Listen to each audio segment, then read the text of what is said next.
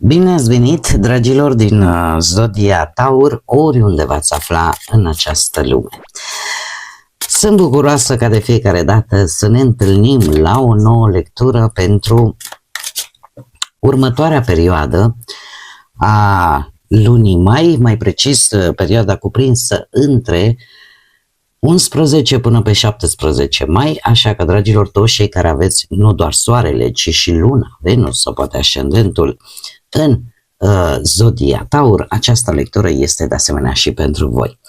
Desigur, dragilor, nu uitați, este totuși o lectură general colectivă, vă rog să luați decât ceea ce va rezona cu voi. Și nu pot merge mai departe, sau cel puțin nu înainte de a vă mulțumi din suflet tuturor celor care sunteți aici lângă mine, care nu pierdeți niciuna din lecturile mele și care mă susțineți prin fiecare frumos comentariu, prin fiecare gest de apreciere și prin gândurile voastre bune. Așa că mii de mulțumiri tuturor. Iar dacă sunteți pentru prima dată aici pe canal, vă urez bun venit. Iar dacă la sfârșitul acestei lecturi simțiți că ați rezonat sau poate pur și simplu v-a plăcut felul în care eu le fac, nu ezitați, dragilor, abonați-vă. În felul acesta nu veți pierde niciuna din lecturile mele. Cum desigur puteți susține acest canal prin intermediul like-urilor sau al hype-urilor, da? Noua unealtă pusă la dispoziție de către YouTube pentru noi cei care facem conținut, suntem creatori de conținut, este o unealtă pe care voi o puteți folosi, acest hype, să vă exprimați susținerea sau plăcerea. Sunt gratuite, unicul lucru necesar este decât plăcerea, dorința fiecăruia dintre voi. Și acum haideți să vedem care este energia voastră în această nouă săptămână de mai. Dragilor, voi sunteți într-un moment în care parcă vă îndreptați așa intențiile către ceva mai mare.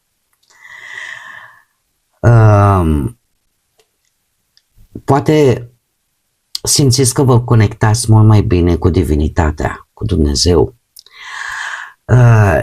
cu Universul. Există o anumită ghidare din interiorul vostru care vă dă speranță.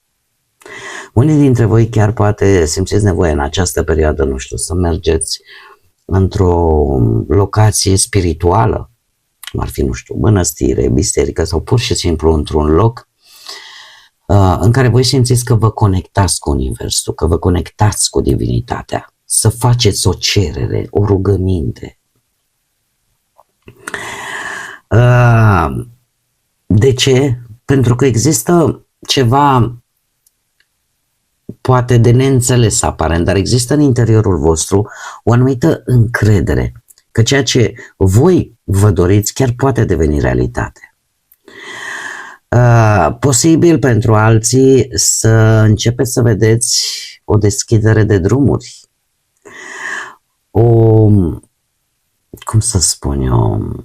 intenții care simțiți voi că sunt primite și se transformă în ceva palpabil.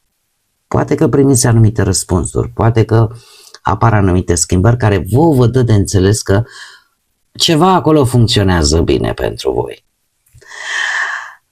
Este clar o săptămână în care lucrurile nu bat pasul pe loc, ceva începe să se activeze și e posibil ca unele din dorințele voastre să nu fie chiar atât de complicate de obținut, doar că pe parcurs așa necesită anumite, ajustări, să spunem așa. Dar, pe general, să știți că sunteți conectați spiritual foarte mult și eu aș mai spune că ceea ce voi vă doriți începe să se miște. O energie frumoasă, zic. Haideți să vedem acum Și încă un lucru important. Dar bine, încă Mercur se află în Taur, în zodia voastră, de pe 3 mai. Pe 17 se schimbă, intră în Gemeni, intră la el acasă. Așa că, dragilor, nu uitați, comunicarea face toți banii. Și felul în care voi dialogați cu ceilalți. Mai profitați de această energie. Haideți să vedem ce ne spune tarotul și ce vine pentru voi, dragilor, din Taur în săptămâna 11-17 mai, atât pe plan profesional, financiar sau sentimental. Să vedem. Nu știu dacă numerele 2, 8, 10 sau 28 vă spun ceva în această săptămână sau vă vor spune ceva. Și avem așa un 7 de bâte, judecata, marele preot, care vă și reprezintă, și moderația, 3 arcane majore. Să știți că chiar lucruri importante se întâmplă în viața voastră în această săptămână, în special pe partea banilor și a vieții sentimentale. Haideți să vedem, să clarificăm un pic, clarificăm 7 de bâte pentru dragii mei din Taur, săptămâna 11-17 mai. Clarificăm judecata,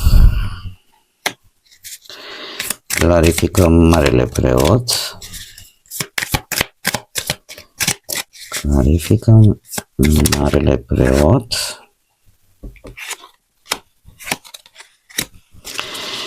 și clarificăm moderația,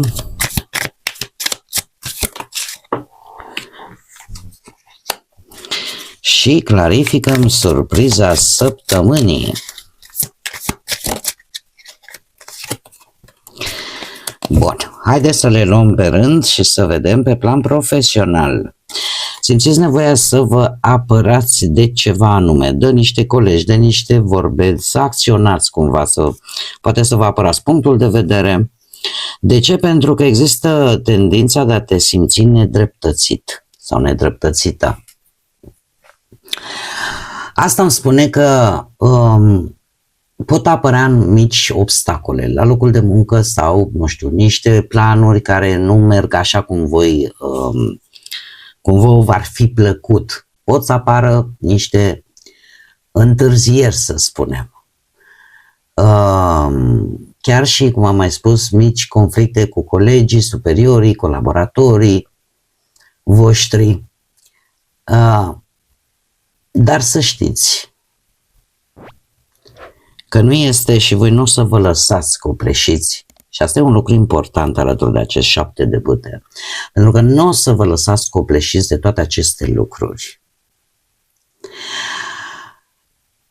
Chiar dacă apar obstacole, competiții în ceea ce privește viața voastră profesională, ele le veți depăși.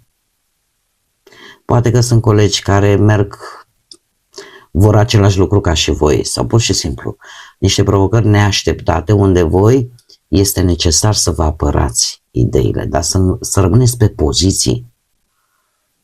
Pentru că este un moment în care curajul, perseverența, hotărârea voastră chiar vă pot ajuta să treceți peste toate aceste dificultăți sau aceste provocări. În felul acesta să vă mențineți pe linia de plutire.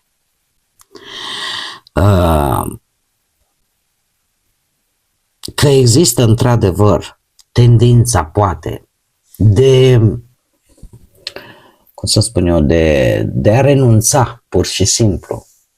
Să te simți atât de frustrat, atât de lipsit de speranță și să te lași pur și simplu copleșit și să renunți efectiv. Dar, din câte văd eu aici, lucrul ăsta e puțin probabil. Și chiar dacă nu este așa, luați-o ca pe un sfat de a nu ceda. de a vă menține pe linia de plutire, pentru că trebuie să vă spun, voi, în comparație poate cu alții, pe partea asta vieții profesionale, voi totuși sunteți pe o poziție de putere. Și ar fi păcat să nu faceți, ca să spun așa, să nu țineți cont de acest lucru. Pe partea bănuților avem judecata și împăratul, zodia Berbec. Două arcane majore. Asta îmi spune că ceva important posibil să se întâmple pe partea asta a banilor, a finanțelor. E posibil să apară niște șanse care să vă ajute pe voi să vă organizați un pic mai bine financiar sau să corectați anumite greșeli anterioare. Că e vorba, de o refinanțare economică sau că e vorba de închiderea unor datorii. Sunteți într-o săptămână în care chiar puteți să faceți alegeri financiare mult mai înțelepte și asta pentru că deja aveți experiențele din trecut care au și ele, un cuvânt de spus. Este posibil într-adevăr să vă vină un venit suplimentar sau poate chiar și o mică recompensă pentru ceva ce voi ați făcut cu ceva timp în urmă, că e un bonus, că e un proiect reușit, poate să aibă legătură cu energia unei persoane care are poate o haină de stat sau în general unei persoane mai în vârstă sau dacă nu e mai în vârstă, are o gândire foarte matură, e, să zicem așa, trecut prin viață, cu atât mai mult cu cât dacă voi aveți și un ascendent în Berbec, puteți fi chiar voi. Cert este că împăratul în această situație, pe partea asta a banilor, ne vorbește de o stabilitate financiară, ne vorbește de planificare, de chiar și ideea de a economisi ceva, de a investi sigur în ceva anume. Cumva știți să vă folosiți bănuții cu mai multă responsabilitate, sunteți mult mai planificați în cumpărături, în ce vreți voi să cumpărați, să investiți, le veți gândi mult mai bine. De ce? Pentru că ați avut niște experiențe în trecut care v-au cam învățat minte, să spunem așa, și veți folosi foarte mult experiența asta a trecutului pe partea asta a banilor, în așa fel încât săptămâna aceasta se pare că nu există probleme pe partea financiară. Chiar ar spune că vă pot veni ceva bănuți, o situație care se rezolvă, o situație din trecut. Mergem mai departe și avem Marele Preot, 5 de bâte și forța. Dragilor, posibil să fiți provocați. Vorbim acum de cei care sunteți într-un cuplu, într-o relație. Voi cu Marele Preot aici, dar și 5-ul de bâte la mijloc, orică există un conflict în interiorul vostru, simțiți așa că parcă, Doamne, mai am un pic și explodez. De ce spun acest lucru? Pentru că ori există un conflict în interior, ori posibil să apară niște discuții legate de anumite planuri, de orgoliile voastre, de cine are dreptate. Dar, dat fiind faptul că această energie vulcanică se află între două arcane majore care ne vorbesc de asumare, de calmitate, de dialog mai asertiv, fără să cumva să stăpânești un pic impulsivitatea. Aici avem și zodia Leu, posibil să fie legat de cineva din Leu, nu e obligatoriu. Dar Marele Preot, cum am mai spus, vă reprezintă pe voi și există totuși o energie care, cum am mai spus, stă pe punctul de a exploda. Asta se poate aplana foarte bine cu forța. Ce înseamnă asta? Cu abordarea acestor conflicte cu blândețe, cu răbdare, ascultându-l pe celălalt, discutând calm problemele în cuplu, felul în care îți arăți, nu știu, sau vă arătați unul altuia afecțiunea, sprijinul.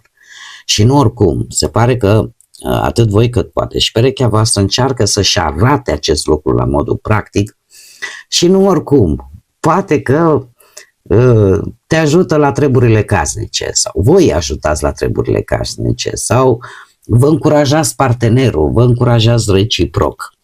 De ce? Pentru că există totuși niște valori comune la voi în cuplu. Există niște principii prin care voi v-ați construit această relație. Sunt niște lucruri la comun, să spunem așa.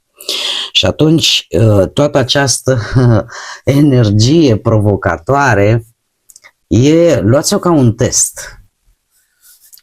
Luați-o ca un test de a vedea că totuși lucrurile se pot rezolva și altfel decât prin conflict direct. Mergem mai departe. Cei care sunteți singurei avem moderația, zodia Săgetător și Împărăteasa, care desigur vă reprezintă pe voi. La voi, dragilor, dragi, aș spune că această săptămână voi ar trebui, poate, sau chiar veți folosi timpul mai mult pentru a vă echilibra un pic viața asta emoțională. Sunteți un pic mai atenți pe dezvoltarea voastră personală, pe ceva ce vă place să faceți, poate. În general, sunteți în căutarea unei viitoare perechi, să spunem, pentru cei care sunt interesați, desigur, care, într-un fel sau altul, să vă echilibreze, să vă liniștească. Nu vă plac dramele în această săptămână sau persoanele astea care creează conflicte constante. Și mai ales cei care aveți și vreun ascendent sau lună Venus în Săgetător, cu atât mai mult. Este o săptămână în care aș spune că efectiv e o săptămână așa în care voi vreți să vă dezvoltați un anumit confort în viața proprie. E adevărat că în paralel puteți să explorați, să zicem așa, tot felul de relații. Voi vreți totuși ceva pe termen lung, vreți o stabilitate pe termen lung și eu zic că în această săptămână veți fi foarte mult canalizați pe ceea ce vă place vouă să faceți, ceea ce vă aduce vouă un anumit confort, o anumită plăcere. Surpriza vine cu un 4 de spade și un paj de cupe, zodii de apă, Rac, Pești sau Scorpion. Dragilor, surpriza pentru voi e legată foarte mult de odihnă, de recuperare. Sunteți într-un moment în care, cum bine am văzut, simțiți nevoia de odihnă, simțiți nevoia de, pur și simplu, de a te opri pentru a te regăsi pe tine, pentru a-ți limpezi mintea. Eu aș spune că nu este neapărat ceva negativ, ci pur și simplu vreți să vă puneți gândurile în ordine, vreți să vă recuperați, poate, vreți să vă planificați, poate, mult mai bine, în așa fel încât să nu mai repetați anumite greșeli și vreți ca ceea ce voi face să fie făcut cu o minte clară și este ceva legat de sufletul vostru, alături de pajul de cupe. Sunteți mult mai sensibili în această perioadă și trebuie să vă spun că și mai intuitivi.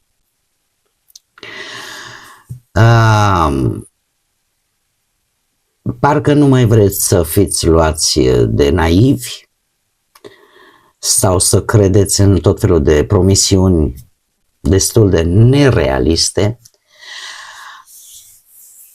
Așa că această pauză, această bine meritată pauză, e posibil să vă facă bine, mai ales că puteți avea parte de un nou început destul de, cum să spun eu, să fie cu mintea clară, dar și sufletul limpede. Și veți avea această ocazie de a face o mică pauză. Haideți să vedem ce poartă se deschide pentru voi, dragilor, din Taur în această săptămână și care este mesajul ei. Este poarta trezirii, care merge foarte bine cu judecata și îmi spune că ceva vă va ilumina gândurile, mintea, dar în același timp ceva se transformă și există o creștere spirituală. Așa cum bine am văzut încă de la începutul lecturii prin această energie a rugăciunii și a dorințelor, a manifestării acestora, este o săptămână în care chiar încet vedeți așa un pic de lumină la capătul tunelului. Este ca să zic așa, un moment în care voi vă îndreptați toate dorințele, intențiile voastre către ceva mai mare decât voi, către univers, către divinitate. Aveți nevoie de acest lucru, iar această poartă a iluminării, a transformării și a creșterii la nivel spiritual se pare că este importantă pentru voi și chiar o să vă ajute. Bun, dragii mei, cam acestea au fost mesajele pentru voi, pentru această nouă săptămână de mai. Ca de fiecare dată vă mulțumesc că mi-ați fost alături și până data viitoare, când cu siguranță ne vom reîntâlni, nu uitați, suflete frumoase, să gândiți înalt, să zburați înalt și să lăsați ca pacea, liniștea, iubirea și credința să vă însoțească la fiecare pas.